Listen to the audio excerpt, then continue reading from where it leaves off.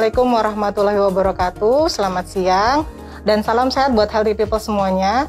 Senang sekali kami dari Humas dan Promosi Kesehatan Rumah Sakit Harapan Bunda hari ini bisa kembali hadir di weekend ini untuk menemani healthy people semua dan keluarga juga dalam program acara yang informatif dan tentunya edukatif. Hari ini kita akan membahas tentang salah satu masalah ya, healthy people, masalah kesehatan tentunya dengan menghadirkan narasumber yang sudah berpengalaman dan bekerja di Rumah Sakit Harapan Bunda. Healthy people, tahu nggak healthy people di tanggal 3 Maret kemarin itu kita memperingati Hari Pendengaran Sedunia, yang mana di tahun 2022 ini WHO mengangkat tema untuk bisa mendengar seumur hidup, mendengarlah dengan hati-hati.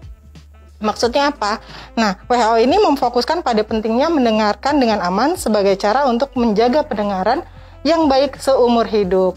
Kadang-kadang healthy people kita di dunia rutinitas kita ya, sehari-hari baik itu pekerjaan maupun sedang bersantai maupun sedang healing deh gitu ya. Kadang-kadang ada saja kegiatan yang mungkin mengganggu pendengaran kita. Fungsi pendengaran kita menjadi berkurang. Nah, hari ini kita akan ngobrol dengan Dr. Taufani Dewi, spesialis THTKL, untuk mengetahui apa aja sih gangguan-gangguan pendengaran yang bisa kita hindari. Seperti itu ya. Kita sapa dulu yuk dokternya. Selamat siang dokter. Siang. Assalamualaikum Mbak Hani. Waalaikumsalam dokter. Sehat ya dok ya? Sehat, alhamdulillah. Alhamdulillah. Ya. Dok, sebelumnya terima kasih banyak sudah menyempatkan waktu dokter untuk hadir di ruangan ini. Ruangan studio untuk IG Live, bisa memberikan edukasi ke healthy people semuanya. Okay. Baik, dokter, tanggal 3 Maret kemarin ya dok ya, di tahun 2022 ini, WHO mengangkat tema untuk bisa mendengar seumur hidup, mendengarlah dengan hati-hati untuk Hari Pendengaran Sedunia ya dok. Nah, sebelum kita memasuki obrolan-obrolan kita dok tentang gangguan pendengaran dan lain-lainnya, boleh dok kita diberikan pencerahan dokter. Bagaimana sih sebenarnya telinga kita ini bisa mendengarkan suara gitu dok? Prosesnya seperti apa dok? Kalau mendengar itu kita sebut dengan, kalau normalnya fisiologis adalah begitu ada suara, telinga itu akan menangkap dari daun telinga lah dan sebagainya. Dia menangkap suara dari jadi ada perubahan antara energi kinetik menjadi suatu energi listrik gitu. Nah, saking kompleksnya sebenarnya penciptanya ini luar biasa. Nah, di situ juga suara begitu masuk ditangkap, kemudian dia akan masuk liang telinga. Begitu masuk liang telinga, dia akan ditangkap oleh gendang telinga atau kita sebut dengan membrana timpani. Di situ akan bergetar. Nah, dengan getaran itu akan di belakang membrana timpani ada suatu osikel susunan dari malleus, incus, stapes. Nah, dia begitu ini akan bergetar juga, menggetarkan silia-silia yang ada di foramen ovale, kemudian dia akan ke rumah siput, kemudian akan diteruskan ke saraf. Itu susunan yang fisiologisnya. Jadi di situ di rumah siput juga ada sedikit cairan dan sebagainya. Nah, di situ ada perubahan. Oke, baik. Itu yang nantinya proses-proses tersebut yang nanti akan diterima oleh otak kita ya dok ya. Seperti itu ya. Dan menjadikan suara yang kita dengar. Baik.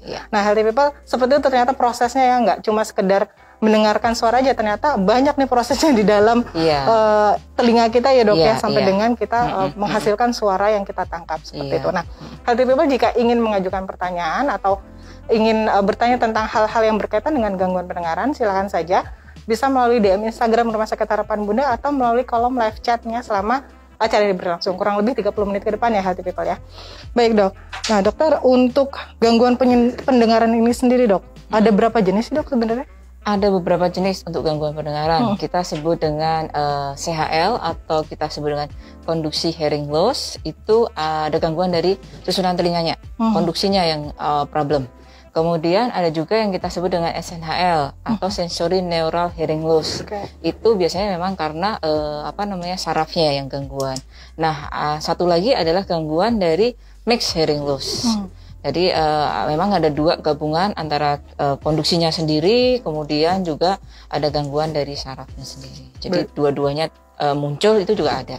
Dua-duanya muncul juga ada bisa ya. Jadi mix di antara yang jenis yang pertama dan yang jenis kedua ya dok. Gabungan. Baik dokter. Nah ini masing-masing tipe tadi atau jenis tadi, ini ada tanda-tanda atau gejala-gejala yang berbeda nggak sih dok? Kalau gejala-gejalanya pasti ada, cuma berbeda apa enggaknya itu tergantung dari kita harus melihat jenisnya dulu. Kita bisa dengan tes dulu, namanya kita tes yang simple adalah tes Garbutala, yang biasanya kita macam kayak garpu itu yang kita tempelkan. Nah ini melihat jenisnya, ataupun kita periksa dengan tes audiometri. Ya, tapi kalau untuk gejalanya ya bisa jadi penurunan pendengaran dulu lah, pasti akan dari keluhan. Kemudian kalau untuk yang mungkin berdengung, kemudian dia akan biasanya korek-korek nih telinga dan sebagainya. Kemudian dia di situ ada keluhan, habis saya korek kok nggak suara saya kayak kerendam dok. Apakah memang ada kapas saya ketinggalan ataukah memang ada kena gendangnya atau bagaimana?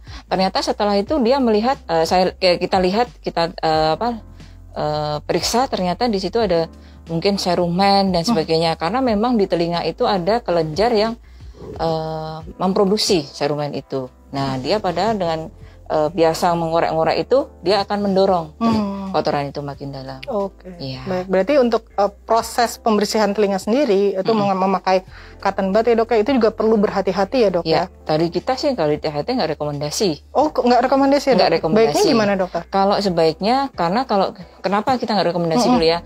Kalau itu kenapa nggak? Karena kita nggak bisa melihat nih. Kita pemakaian cotton bud itu kan biasanya sendiri. Nah dengan proses yang korek-korek dan sebagainya, dia pada produksi kotoran telinga itu hanya di depan.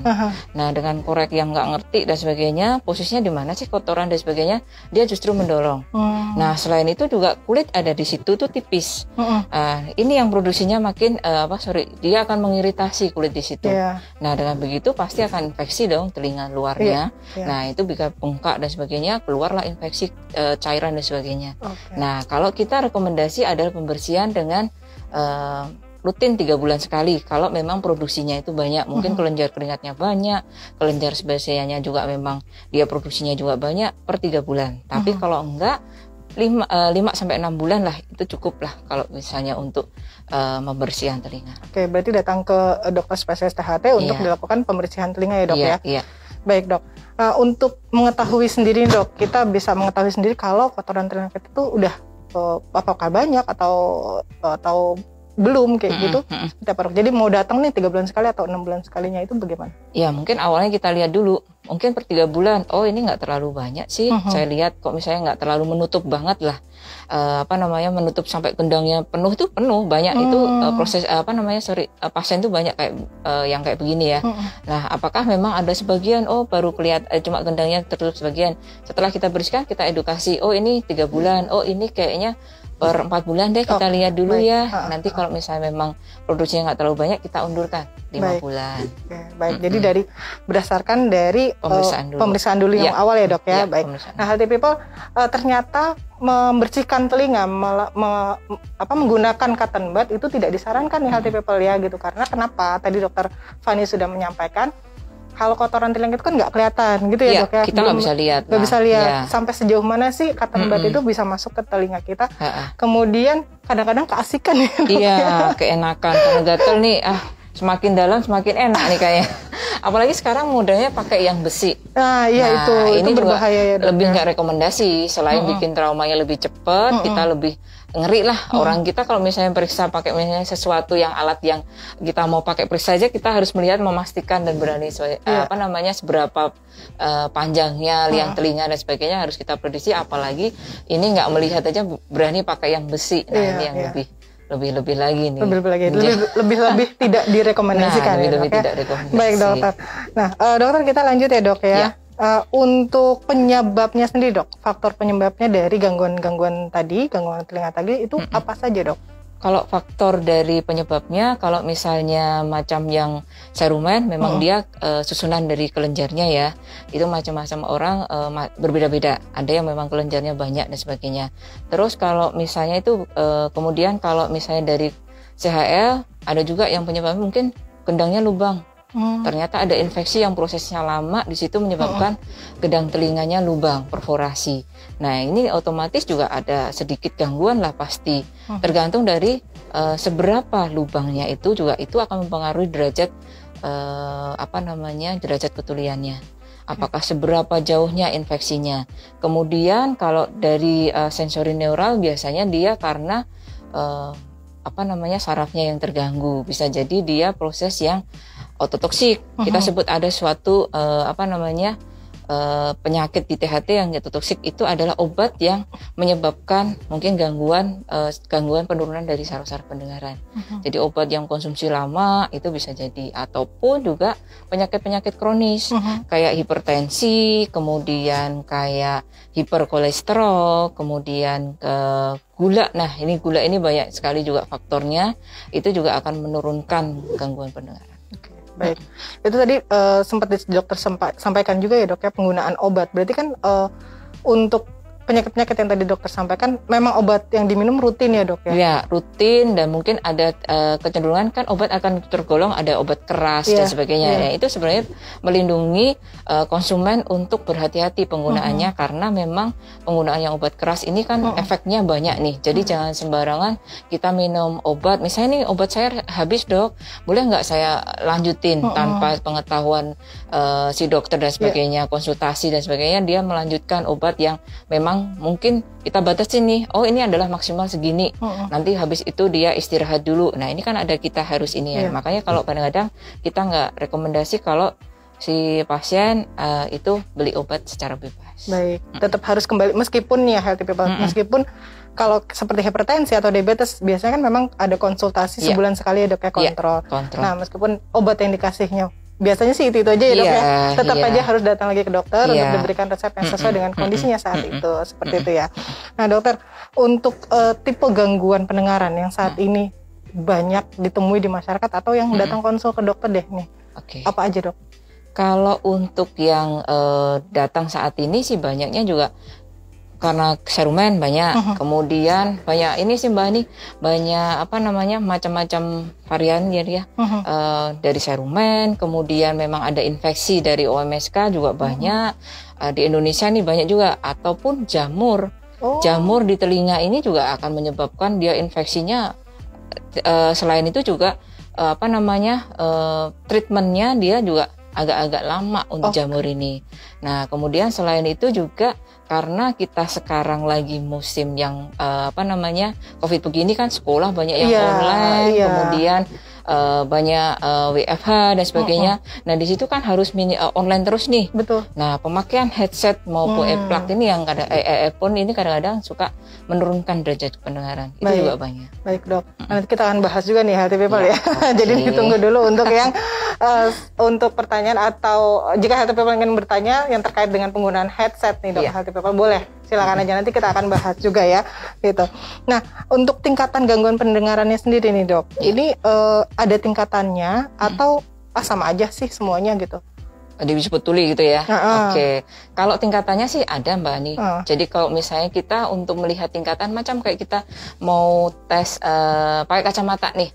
Saya berapa sih mainnya dan sebagainya, kan harus kita ukur lagi ya. Nah kalau untuk pendengaran ini untuk melihat derajat ketulian, kita pakai namanya tes audiometri. Nah, audiometri itu ada dilanjutin dengan timpano. Jadi biasanya kombinasi dua ini, kalau enggak biasanya dengan audiometri sudah terlihat sih. Dengan audiometri nanti kelihatan apakah memang dia ke arah mana nih.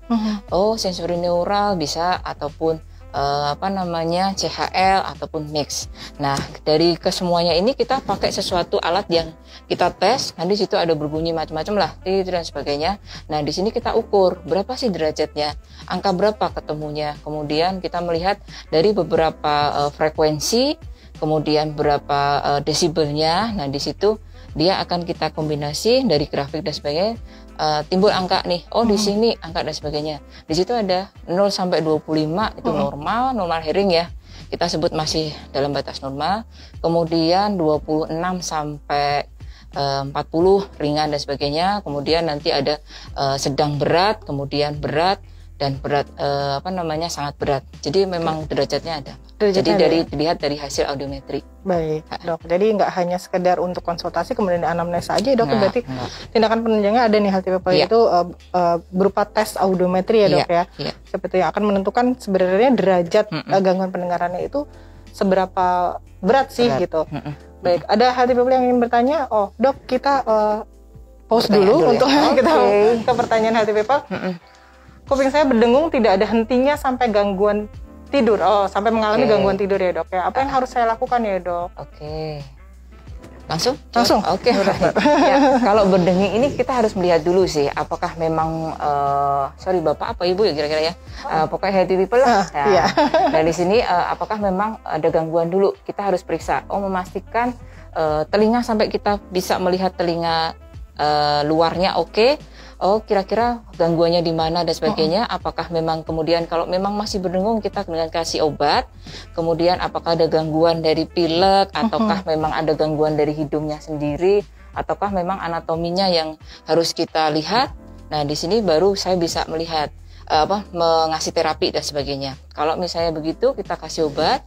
Kalau memang nggak ada respon ya kita audiometri dulu. Apa sih ke arahnya ketuliannya dan sebagainya. Nah, kalau memang itu mengganggu nih, biasanya memang sering banget nih saya mengganggu Dok, nggak bisa tidur karena apalagi saat tidur itu kan posisi kita hening ya. Jadi fokusnya ada cuma di sini. Sedangkan kalau saya siang dan sebagainya sih walaupun berdengung saya nggak terlalu berganggu. Ya iya karena dengan siang kita aktivitas dan sebagainya ada suara lain. Jadi nggak terfokuskan di sini. Nah, ini kalau misalnya kayak begini mengganggu biasanya kita rekomendasikan untuk memberi suara.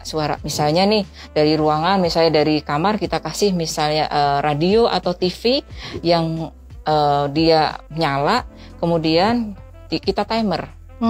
Ya, kita timer. Di situ kalau posisi kita sudah nggak terfokuskan, biasanya kan tidur ini mulai mati sendiri.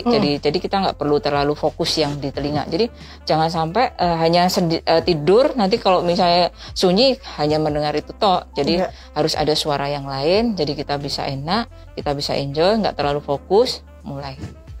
Memang menguranginya begitu. Selain itu cek apakah memang ada faktor penyebabnya apa sih dari tinnitus kira-kira. Baik Dokter, nah mudah-mudahan terjawab ya healthy people ya. Jadi dibantu dulu nih diatasi dengan selain datang ke dokter untuk memeriksakan dan kemudian nanti akan diberikan terapi yang sesuai. Bisa juga dibantu nih di rumah untuk kalau mau tidur pasang ini ya Dok ya, musik atau radio boleh atau musik, mau ngaji atau mau ini yang penting ada suara, mau TV dan sebagainya, paling dia akan mengurangi kefokusan kita. Biar lebih fokus karena ada suara-suara gitu yang lain ya gitu. Tapi nggak boleh gede-gede juga ya Dok ya volumenya, besar-besar. Biasa aja ya. Baik, mudah-mudahan dapat terjawab ya healthy people ya. Baik, ada lagi yang ingin bertanya? Kita lanjutkan dulu ya. Baik Dok, kita lanjut lagi ya Dok. Nah, untuk tingkat tadi udah kita ngomongin tentang tingkatan gangguan pendengaran ya Dok, dari ringan sampai berat. Nah, kemudian kalau untuk gangguan pendengaran ini sendiri Dok, ini bisa terjadi, ada nggak sih yang terjadi secara tiba-tiba atau ada prosesnya kemudian lama-lama terganggu sampai dengan perlahan-lahan hilang fungsi pendengarannya. Kalau yang banyak Mbak ini faktornya, ada yang mendadak, ada yang perlahan. Kalau mendadak kadang kita sebut dengan sudden deafness. Jadi dia mendadak tiba-tiba, misalnya karena dentuman yang bom atau mungkin letusan yang terlalu kencang, tiba-tiba begitu telinga berdenging, suara hilang lenyap. Ya itu banyak faktor, banyak kejadian juga. Terutama pada saat mungkin sekarang pun karena kita banyak ke komunikasi ke tentara dan sebagainya. Nah ini mungkin pada saat latihan dan sebagainya nggak pakai headset atau earplug. Nah ini kemungkinan ada gangguan mendadak ataupun perlahan juga banyak faktor. Jadi mungkin memang karena kita terbiasa sekarang yang kembali lagi ke headset yang tadi ya. Nah ini kita sudah dimanjakan sarafnya dengan suara yang keras karena dia posisi yang sering mungkin dengan prosesi yang lama dan sebagainya, sarafnya lama-lama malas lah dengar yang suaranya hanya keras, aku harus kerja keras nih kan begitulah istilahnya begitu. Nah ini proses menurunnya juga iya tapi perlahan. Baik Dok. Nah tadi proses menurun yang perlahan Dok karena headset, penggunaan headset atau earphone, ya ada yang nyebutnya headset, ada yang nyebutnya earphone ya Dok. Nah ini berarti kalau sering kan berarti ini ya lama-lama menurunkan fungsi pendengaran itu ya Dok ya. Bagaimana untuk frekuensinya, lamanya nih Dok, durasinya. Saran dokter seperti apa? Durasinya ada. Kalau untuk headset sendiri ya, kita rekomendasi di beberapa literatur penelitian itu disebutkan 1 jam. 1 jam. Ya, 1 jam. Atau dengan 1 jam biasanya istirahat dulu, mungkin 10 sampai 15 menit atau mungkin ya kalau misalnya mendesak banget 5 menit lah istirahatin dulu, nanti lanjut lagi. Nah, selama itu sehari pun juga harus ada maksimalnya juga. Kayak misalnya penggunaan ini yang headset yang tadi ya, yang mungkin kita rekomendasi untuk 1 jam. Tapi ada juga yang intensitas yang terus-menerus karena bising. Mungkin beliau kerja di suatu pabrik atau mungkin dia ada tempat kerjanya bisingnya full dan sebagainya. Di situ ada nilai ambang bising. Jadi nilai ambang bising itu sudah ditentukan. Oh ini loh kita kira-kira seingat saya itu sekitar 85 desibel. 85 desibel itu maksimal ada di 8 jam. Jadi biasanya akan suatu pabrik itu atau suatu perusahaan itu akan dicek berapa sih desibelnya di sini. Oh, pekerjanya harus maksimal adalah segini. Meskipun dia pakai headset loh ya, harus pakai headset full. Cuma memang harus tetap ada waktunya. Nggak bisa semaksimal mungkin harus melebihi ini nih, pasti akan ada teguran dari kesehatan pekerja ya. Oke. Baik, Dok. Nah, jadi untuk penggunaan headset sendiri nih, healthy people jika yang masih pasti banyak ya yang saat ini kan kalau sekolah sudah mulai kembali lagi nih, Dok ya, tatap muka. Alhamdulillah. Kemudian yang kerja juga sebagian besar juga sudah mulai kembali masuk ya. Tapi tetap nih meeting, kemudian ikut pelatihan apapun itu, kayak kemarin saya juga banyak masih banyak online, Dok ya, webinar. Nah, penggunaan headsetnya itu juga dibatasi hal itu. Kalau memang di rumah sebisa mungkin headsetnya nggak usah dipakai ya, Dok, pakai speaker aja kali ya. Saya lebih setuju itu. Gitu ya. Lebih speaker. Pakai speaker aja. Nah, kalaupun memang harus memakai ya, kita pastikan lagi 1 jam maksimal ya, Dok ya. Kemudian istirahat. Ya. Baik. Gitu ya, healthy people ya. Nah, ada lagi yang ingin bertanya? Oh, ini tentang obat telinga, Dok. Oke, obat telinga berapa itu yang lama? dimaksud. Berapa lama waktu penggunaan obat telinga ya? Mungkin yang dimaksud tetes kali ya. Mungkin ya. Obat tetes sendiri itu ada tertentu. Nah, yang biasanya dipakai misalnya nih memang untuk infeksi. Dia isinya biasanya antibiotik yang khusus untuk infeksi telinga, mungkin dia perforasi, lubang dan sebagainya, gendangnya. Nah, biasanya pemakaian maksimal adalah biasanya kita kasih di 2 minggu. 2 minggu, oke, lihat dulu, stop. Habis itu nanti istirahat, kalau memang diperlukan lagi dilanjut. Tapi kalau memang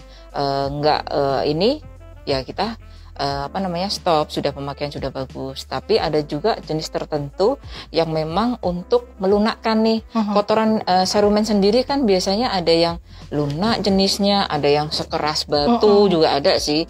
Terus kemudian bentuknya cair, jadi macam-macam dari bentuk serumen. Cuma kalau yang model yang keras biasanya kita tetesi obat tertentu yang untuk melunakkan, itu biasanya kita 5 hari sudah dia terasa penuh pasti telinga, karena dia kotorannya lunak, kemudian dia mendesak yang telinga akan nyeri sedikit atau berdenging. Nah, biasanya kita rekomendasi untuk 5 hari dibawa ke poli lagi untuk kita bersihkan. Baik, untuk proses pembersihan telinga sendiri itu memakai alat ya, Dok? Yang pembersihan macam-macam ya, nanti tergantung dari ini perlu saya suction, apakah memang irigasi ataukah memang kita cukup dengan ditarik dan sebagainya. Oke, baik. Tekniknya banyak Mbak nih. Nah, nanti dilihat lagi healthy people ya. Jadi tadi penggunaan obatnya tentunya sesuai dengan kondisinya dulu nih gitu ya. Jadi nanti dokter yang menentukan berapa lama sih penggunaannya, dan ikuti saran dari dokter. Jangan dikurangi, jangan dilebihkan gitu ya, Dok. Baik, Dok. Dari dokter sudah menyebutkan tentang gangguan pendengaran atau gangguan fungsi pendengaran yang sesuai dengan usia ya, Dok ya. Jadi makin kita bertambah usia, apalagi yang sudah masuk usia lanjut ya, Dok ya. Pasti usia pendengaran itu mulai berkurang.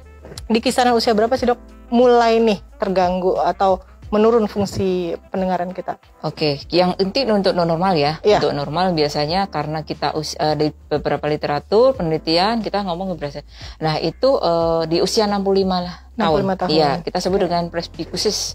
Dia generatif karena ketulian pada orang tua. Nah, dia memang karena proses-proses yang mulai penuaan, mungkin rambut inner hairstyle-nya mulai menua dan sebagainya, biasanya di usia 65 kecenderungan beliau ada gejala-gejala ke arah pendengaran saya berkurang, atau mungkin cucu saya udah komplain, Dok, ini diajak ngomong nggak ngerti, nggak dengar, harus ini ya nggak nyambung kalau saya diajakin ngomong dan sebagainya. Biasanya di usia beliau 65 lah, beliau datang banyak ke poli mengeluhkan pendengaran menurun. Baik, Dok. Nah, biasanya itu kan karena organ ya, Dok ya? Organ, penurunan fungsi organ berarti ya, Dok? Nah, ada cara mengatasinya gimana, Dok, kalau seperti itu? Beliau kalau misalnya kayak gini, kita tes biasanya ke arah SNHL. Ya, SNHL itu kemungkinan adalah sarafnya yang kena. Nah, biasanya untuk mengatasinya ya. Mengatasinya sih biasanya kita dengan biasanya kita ya kalau misalnya memang organ itu kan kalau sudah regeneratif ya agak susah, apalagi sudah manula dan sebagainya, proses untuk pembentukan selnya sudah nggak jalan juga. Nah, ini apalagi kena rambut-rambut yang di dalam tulang pendengaran, rambut-rambut yang ada di pendengaran. Nah, ini dia akan menurun fungsinya. Kalau sudah menurun dia nggak akan tumbuh lagi. Nah, di situ paling kita suplai dengan vitamin-vitamin untuk perangsang saraf dan sebagainya. Paling hanya begitu, Mbak. Jadi kalau memang dia mengurangi kualitas dari hidupnya, kan kita juga kalau suatu kesehatan itu kan kalau bisa menopang dari dia hidupnya juga lebih baik dan sebagainya. Nah, di sini ternyata mengurangi kualitas dari hidupnya, ya kita rekomendasikan untuk pemasangan alat bantu dengar. Jadi dia untuk menaikkan derajat pendengarannya dia.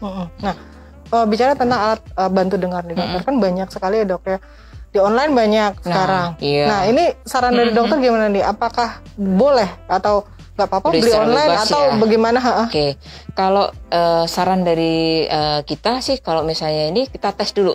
Seperti saya bilang tadi, Mbak Hani, kita harus melihat berapa sih ukuran saya kayak kacamata ya, berapa sih saya bisa melihat enak. Oh, ini men ini 3, oh ini men berapa dan sebagainya. Kita diukur. Ini sama prosesnya dulu. Kalau kita mau beli alat bantu dengar, kita harus mengecek dulu pendengaran kita dengan audiometri. Berapa sih saya bisa menangkap suara yang enak dan sebagainya. Oh, ternyata di angka mungkin 40 desibel. Nah, nanti dari sini ada surat nih. Saya ini macam kayak kita beli kacamata nih. Saya beli kacamata dong ukuran ini. Sama, kita kalau saran saya tetap ke ahlinya yang untuk alat bantu dengar. Sekarang banyak lah di Indonesia. Di kota-kota kecil pun kayaknya sudah banyak suplai dan sebagainya. Nah, di situ nanti beliau akan ngepasin nih. Oh, ukurannya adalah segini. Misalnya mau dipasang 1 atau masang 2. Nah, ini nanti dipasin sesuai dengan yang desibelnya tadi. Dan tentu saja tetap harus kita cek lagi. Kira-kira kacamata ini kan tetap harus kita mungkin setahun sekali dan sebagainya. Oh, mulai nggak bisa baca lagi nih, mulai nggak terlalu jelas. Nah, ini sama dengan telinga, harus kita cek lagi berapa sih ukuran saya, apakah nambah atau gimana sih. Nah, ini harus kita lihat dengan audiometri, tetap dengan audiometri ya, Dok. Nah, ini berarti audiometri kan sebagai alat untuk tes ya, Dok ya, tes fungsi pendengaran kita. Tadi dokter sudah sampaikan itu bisa untuk sebagai salah satu penegak diagnosanya sebelum dokter THT mengeluarkan semacam resep untuk pembuatan alat bantu dengar. Nah, kalau kita memang mau memeriksakan secara rutin, Dok, dengan audiometri ini, saran dari dokter sendiri ini berapa lama sekali ya, Dok? Kalau rutin biasanya semacam kayak MCU ya, Mbak, berarti ini. Nah, ini paling setahun sekali, Mbak nih. Setahun sekali ya. Kecuali memang itu rutin ya. Kalau beliau mungkin nggak ada keluhan dan sebagainya. Tapi kalau memang dirasa ternyata mendadak nih nggak bisa dengar, ya mau nggak mau harus segera. Iya.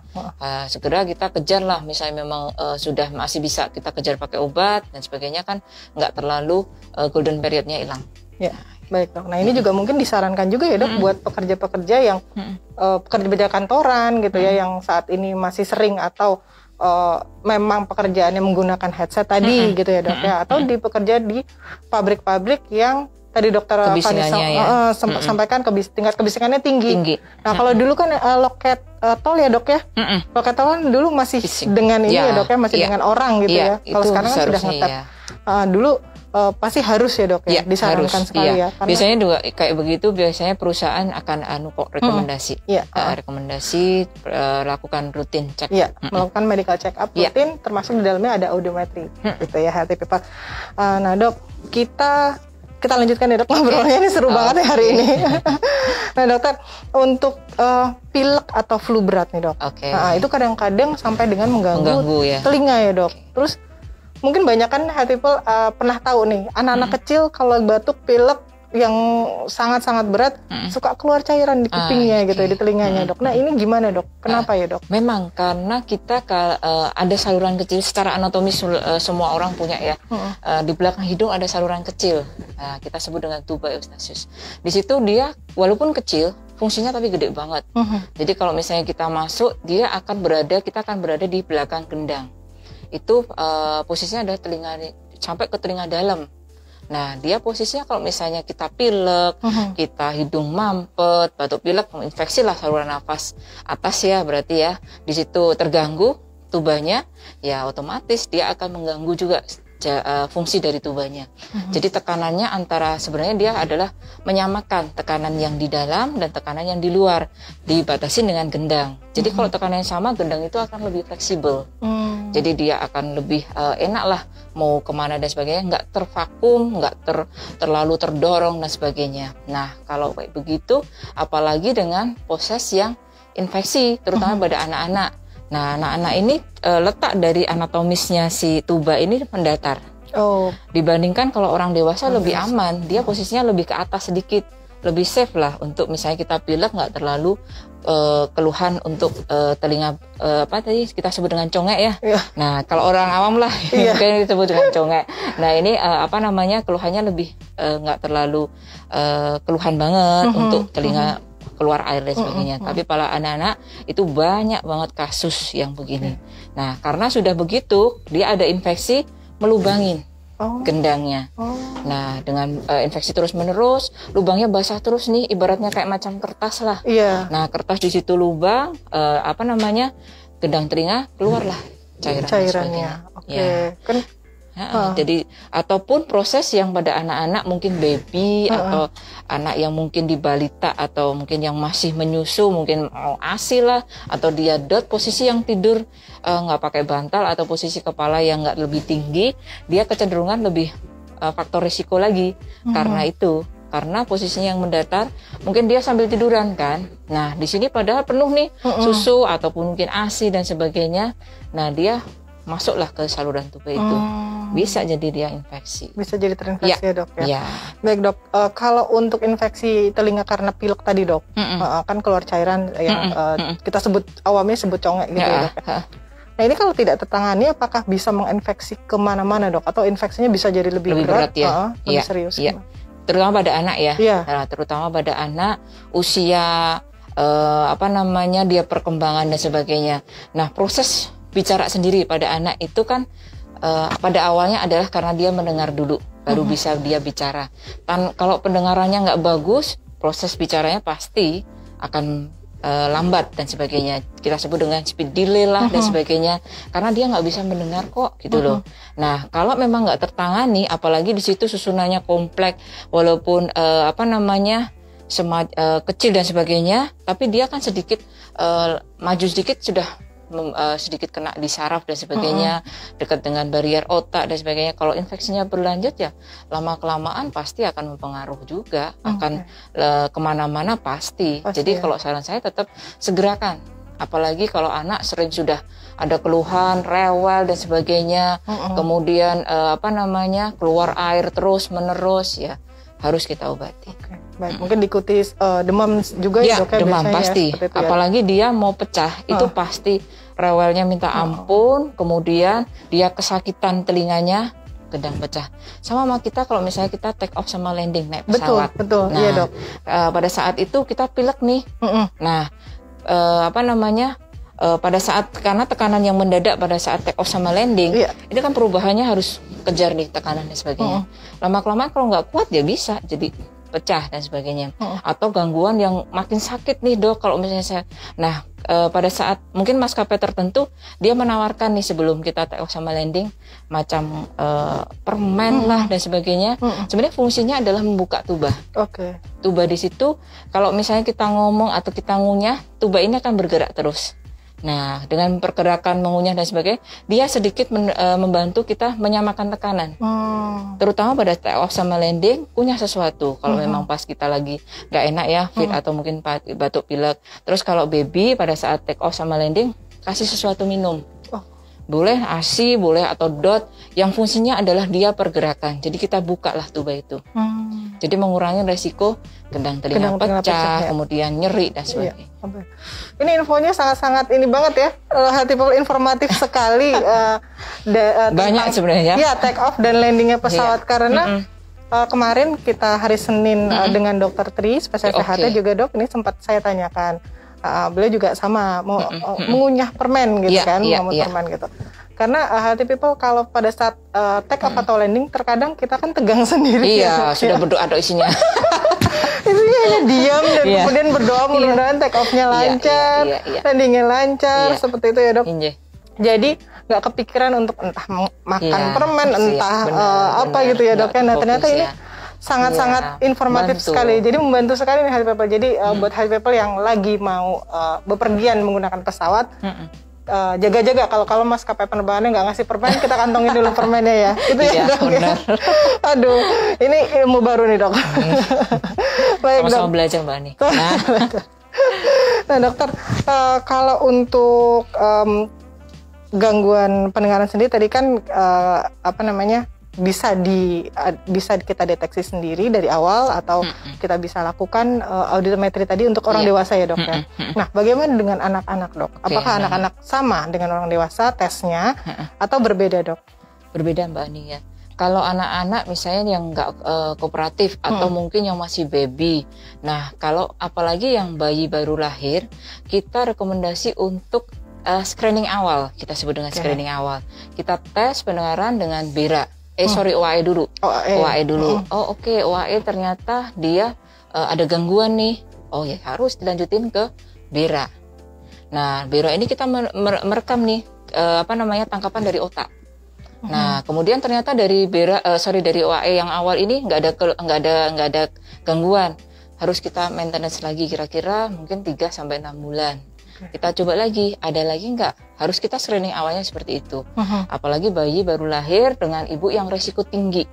Resiko tingginya apa nih dok? Mungkin PEB bisa, ya PEB atau ibunya mungkin konsumsi yang obat-obat yang obat-obat keras ataupun memang dari si ibu kemarin mungkin pecah ketuban dini dan sebagainya, kemudian dia BPLR prematur, kemudian juga over bulan, itu juga akan pengaruh. Dengan resiko tinggi itu kan banyak. Kemudian ibu juga mungkin dengan DM dan sebagainya, itu akan mempengaruhi dari susunan perkembangan organnya si baby. Nah, kalau udah begitu mungkin mungkin dia agak meningkat lagi nih usianya dan sebagainya. Mungkin areanya dia bermain. Nanti ada juga macam yang pemeriksaan pendengaran dengan pada saat dia bermain. Kira-kira begitu ada ini fokus nggak sih sebenarnya dia ada suara dan sebagainya.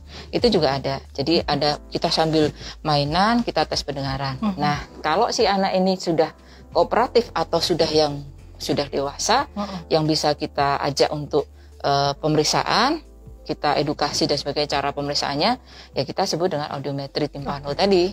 Jadi macam pakai headset kemudian kita mencet, oh nanti kalau dengar ini ya dipencet, oh ini kalau ini ya suaranya hilang diamin dan sebagainya. Nanti komunikasinya lewat situ. Kadang-kadang ada juga yang pemeriksaan pakai menirukan suara. Jadi di sini tirukan ya suara Pak Becak yang sama-sama hampir gitu loh. Jadi nanti dia akan muncul juga itu dari situ hasilnya berapa desibel dan sebagainya. Baik. Baik. Jadi Healthy People untuk anak-anak atau dan orang dewasa itu agak beda ya ini pemeriksaan untuk tes fungsi pendengarannya. Nah, untuk mungkin Healthy People yang saat ini akan melahirkan, sarannya juga gitu ya, Dok ya. Begitu babynya dilahirkan, boleh sangat disarankan untuk melakukan tes awal atau screening neonatal screeningnya dan di situ terdapat OAE, pemeriksaan OAE. Jadi pemeriksaan untuk fungsi pendengaran dari bayi baru lahir. Di Harbun ada ya Mbak? Ada, di Harbun ada. Jangan khawatir Healthy People. Iya, tentu. Audiometri ada itu tadi ya, anak cenderungnya karena kita mengejar masa golden periodnya. Golden period anak-anak. Dia mau ngomong, mau ini, ternyata dia kok nggak bisa ngomong-ngomong ya. Apakah memang dia ada gangguan nggak sih sebenarnya dari susunan dia? Tapi ternyata susunannya bagus kok, tapi nggak ngomong. Harus kita lihat juga lingkungan. Oke. Karena dengan lingkungan yang kadang-kadang sekarang, biar ini nggak rewel nih, aku kasih lah HP. Nah, HP ini kecenderungan dia browsingnya cuma dengan gerakan dan lainnya, dia nggak ada omongan. Itu juga akan menurunkan speed delay. Jadi speed delay dok ya. Baik, perlu diperiksa lagi atau ditelaah kembali ya dok ya. Baik, tentunya dengan konsultasi ke dokter-dokter yang sesuai dok, healthy people ya, yang tepat. Ada yang ingin bertanya healthy people? Dok, ini dia pertanyaan dok, kupingku kadang tiba-tiba berdengung, tapi nggak lama hilang dengungannya. Ini bahaya atau tidak dok? Apa ini bisa mengarah ke tanda-tanda ketulian? Udah khawatir banget nih dok. Ini juga kembali lagi ke awal ya ininya. Memang harus kita pastiin dulu berdengung ini karena apa sih, usia berapakah, ataukah memang ada faktor yang tadi macam peredaran darahnya terganggu, mungkin hipertensi, apa kolesterol dan sebagainya. Kemudian apakah memang di situ, karena kadang-kadang dengan kotoran telinga yang dia kena air dan sebagainya, kadang-kadang dia juga bikin berdengung juga banyak kasusnya. Kemudian apakah memang ada dia konsumsi obat, dia berdengung dan sebagainya. Tapi kalau lama kelamaan apakah hilang ataukah berapa intensitasnya. Nah, ini kalau kita harus melihat ya audiometri. Ya, kita cek dulu anatominya, kemudian audiometri oke dan sebagainya, ya kita kasih obat. Baik, dok. Jadi seperti itu healthy people ya. Jadi datang dulu ke dokter spesialis THT biar dilakukan pemeriksaan dulu, kemudian nanti dilihat lagi nih untuk gangguannya dari mana sih? Kira-kira gangguannya di mana? Kemudian nanti bisa memberikan, agar dokter bisa memberikan penanganan atau tindakan yang tepat tentunya. Jadi jangan asal beli obat. Tetangga saya, saudara saya seperti ini, jadi saya beli obatnya kayak ini, terus disama-samain. Jangan. Kemarin enak kok gitu. Baik dokter. Nah dok, sebagai penutup nih dokter, boleh berikan saran dari dokter agar kita dapat merawat pendengaran kita, ini fungsi pendengaran kita dengan baik dok, dan terhindar dari gangguan pendengaran yang tidak alami. Kalau usia kan alami ya dok ya. Ini yang tidak alami gitu dok. Boleh. Walaupun alami juga kalau bisa sebagus mungkin ya. Ya kalau untuk yang anak yang tadi baru lahir ya, bayi baru lahir, screening awal itu sangat penting karena dia akan menentukan proses perkembangan si anak. Dengan proses yang kita deteksi dari awal, dia akan mengurangi resiko dia perkembangan terganggu, mungkin speed delay-nya jadi muncul dan sebagainya. Kalau memang awal adalah sudah oke, ya kita lanjut ya. Jadi memang untuk pemeriksaan yang rutin yang kita anjurkan adalah pemeriksaan rutin ke 3 bulan sekali. Ya, screening macam lah, kita ke dokter gigi lah dan sebagainya, bersihin mungkin dan sebagainya. Nah, dengan begitu nanti 3 bulan kita evaluasi, oh ternyata ini oke, ini aman dan sebagainya, mungkin bisa kita rekomendasiin per 6 bulan. Tapi untuk pemeriksaan kesehatan dengan audiometri ataupun mungkin MCU, nah ini bisa kita lakukan setahun sekali lah untuk melihat apakah intensitas dari pendengaran kita mulai menurun dan sebagainya. Baik. Itu aja dokter. Yang penting sayangi telinga Anda. Sayangi telinga Anda, hati ya. Baik, sayangi telinga Anda dengan mungkin salah satunya adalah mengurangi penggunaan headphone atau headset ya, hati people ya. Ada batasnya ya Mbak Hani. Ya, kurangi intensitas kebisingan dan kurangin lama durasi dari kepakai headset dan earphone. Baik, ini juga reminder buat saya dok, karena kalau pulang dan berangkat kerja kadang-kadang kan sambil di bis, musik. Iya. Gitu ya, mungkin banyak juga healthy people yang seperti itu ya. Jadi kita mulai kurangi healthy people-nya sedikit-sedikit gitu. Baik dokter, terima kasih banyak dok atas waktunya hari ini, menyempatkan waktu bersama kami untuk memberikan edukasi kesehatan kepada healthy people semuanya di rumah. Nah, healthy people jika ingin berkonsultasi dengan Dr. Tovani Dewi, spesialis THT-KL, ada di Rumah Sakit Harapan Bunda setiap hari Selasa jam 14 sampai dengan jam 17, kemudian di hari Kamis jam 19 sampai dengan jam 21, dan hari Sabtu jam 8 sampai dengan jam 11 siang. Nah, beliau praktek di Rumah Sakit Harapan Bunda dengan jadwal-jadwal seperti itu. Nah, jika healthy people belum sempat datang ke Rumah Sakit Harapan Bunda untuk berkonsultasi, bisa melalui telemedicine atau dokter online service bisa melalui nomor WA. Dicatat ya Healthy People ya, bisa melalui WA ke 0817 0349 0318. Nanti Healthy People bisa ketik DOS di WhatsApp-nya, kemudian nanti akan dibalas dan dibantu oleh teman-teman dari admin DOS untuk berkonsultasi atau mendaftarkan ke dokter yang dituju, seperti itu ya. Nah, Healthy People jangan lupa untuk terus ikuti Instagram Rumah Sakit Harapan Bunda, karena di sana akan terdapat banyak sekali edukasi-edukasi kesehatan, kemudian informasi-informasi promosi yang sedang berjalan di Rumah Sakit Harapan Bunda. Salah satunya adalah ini nih Healthy People.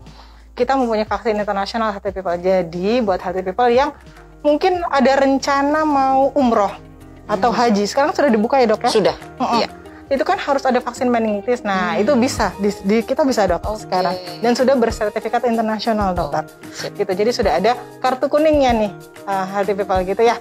Kemudian yellow fever juga ada gitu. Nah kalau mau yang bepergian mungkin nggak umroh atau haji, mau ke luar negeri yang negaranya membutuhkan vaksin tersebut, itu juga bisa gitu ya dok. Komplit ya Mbak Nia? Komplit dong. Sekali datang semuanya insya Allah ada di sini Healthy People. One stop shopping. Nah buat Healthy People juga yang sudah melakukan vaksinasi COVID nih, kita juga punya yang namanya tes antibodi kuantitatif dokter. Nah itu kan bisa berfungsi untuk melihat antibodi kita sudah seberapa banyak ya dok ya. Betul. Baik teman-teman atau Healthy People yang sudah melakukan vaksinasi COVID atau yang kemarin mungkin sudah pernah terpapar gitu ya dok ya. Nah itu kan ceritanya itu vaksinasi atau antibodinya ada secara alami ya. Kita bisa lihat juga di situ. Gitu Healthy People. Nah untuk Healthy People jangan lupa juga untuk subscribe, kemudian like dan juga share. Jangan lupa, ini paling penting ya dok, share ilmu-ilmu atau edukasi-edukasi kesehatan yang ditayangkan di YouTube channel Rumah Sakit Harapan Bunda. Dokter sudah subscribe belum? Belum. Habis ini subscribe ya dok. Tentunya. Nanti kan tayang juga dok di YouTube channel kita ya dok ya. YouTube channel kita Healthy People, ID-nya adalah RS Harapan Bunda _JKT. Nah Healthy People bisa subscribe di sana. Banyak sekali edukasi kesehatan yang kita pasang di sana atau kita upload di sana, baik dari Instagram Live, kemudian dari webinar-webinar awam, banyak sekali di sana gitu ya. Nah Healthy People terima kasih sekali lagi atas perhatiannya, untuk atensi Healthy People semuanya dan keluarga. Mudah-mudahan tetap sehat semuanya. Jangan lupa tetap lakukan protokol kesehatan sampai dengan kita semua bebas dari masker ini. Iya. Setuju ya. Nah Healthy People terima kasih sekali lagi. Selamat berakhir pekan. Keep healthy and happy. Sarang nih.